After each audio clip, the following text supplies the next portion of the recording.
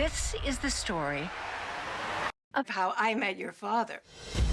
It was hard to live in the moment in 2022. There was always someplace else you could be, someone else you could be with. I know this might sound crazy, but I've been on 87 Tinder dates this year. My last date was the worst one yet. I was on another date before this, and I just had sex. He told you that? Why would he tell you that? That's not even the worst part. Together we will take this city by storm. We are not afraid of you, New York. We're the bravest people in this city. I'll drink to that. Isaac, Elizabeth, Jeff in Las Vegas. Good afternoon. Hey, Jeff. Hi, how you doing? Nice background. Oh, thank you so much. Gonna do a junket style this afternoon. Well, thank you for joining me today to talk about How I Met Your Father, streaming on Hulu. You know, Isaac, you've been quoted saying, "Don't call this a reboot. It's a standalone sequel," correct? Correct. And tell me what fans can expect from this new series, because, you know, there's a lot going on, the play on the title. Yeah, I mean, I think what's so cool is we're a show that's set in the same universe, the same television sitcom version of New York that the original was. That's the biggest connection. That, and of course, the framework of a grown woman telling her son the story of how she met his dad. But what that living in the same world does is it opens the doors for us in the future. The sort of potential is limitless for our characters to touch on, whether it's, you know, locations from the original show, or to cross paths with really, really deep random supporting characters, or one of the series regulars from that original show. Anything is on the table because they're living in the same world. And Elizabeth, has it always been decided to do this sequel in New York City? I mean, it has such a, I've watched the first couple episodes. It definitely has an East Coast vibe, being a West Coaster. I mean, it just gives a whole new dimension to the show.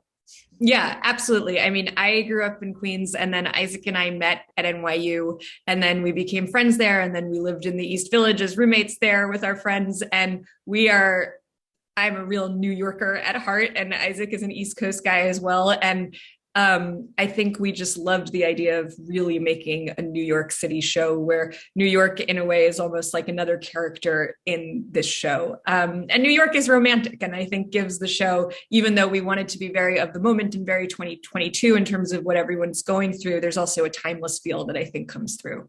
Yeah, well, it's like the next best thing to visiting New York, you know, so that's what Exactly. Right. You know, and Isaac, I'm Generation X, so watching this show, I felt kind of old because it seems like it's all about the age of dating apps, you know, something that I'm totally foreign to. But you rely heavily on what the younger generation's using to date nowadays, aren't you?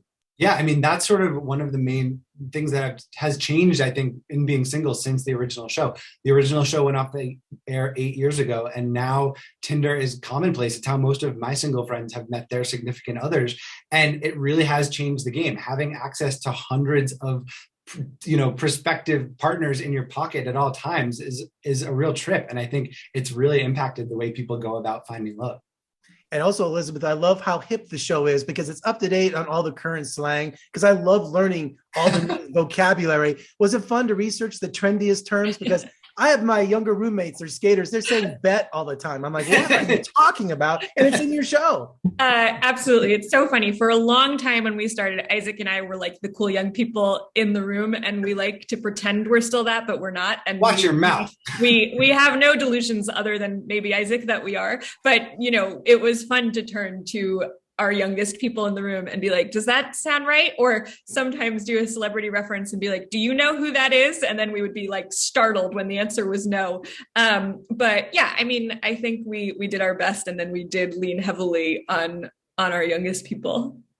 And Isaac, this is a great ensemble. And of course, the star is Hilary Duff. Tell me about casting her and just how happy you are with her in this show, because she's fantastic. Oh, she's tremendous. I mean, the timing was just so serendipitous. Just as we were kind of deciding to go out with this project, she was finishing up on Younger, which she was locked up on for, I think, 7 years, and looking for her next thing. And we had sort of been arranged on a blind date of sorts with her to talk about what she might want to do. And we mentioned this, and she said, oh, great, I'll read it tonight, which in Hollywood means you'll never hear from me again.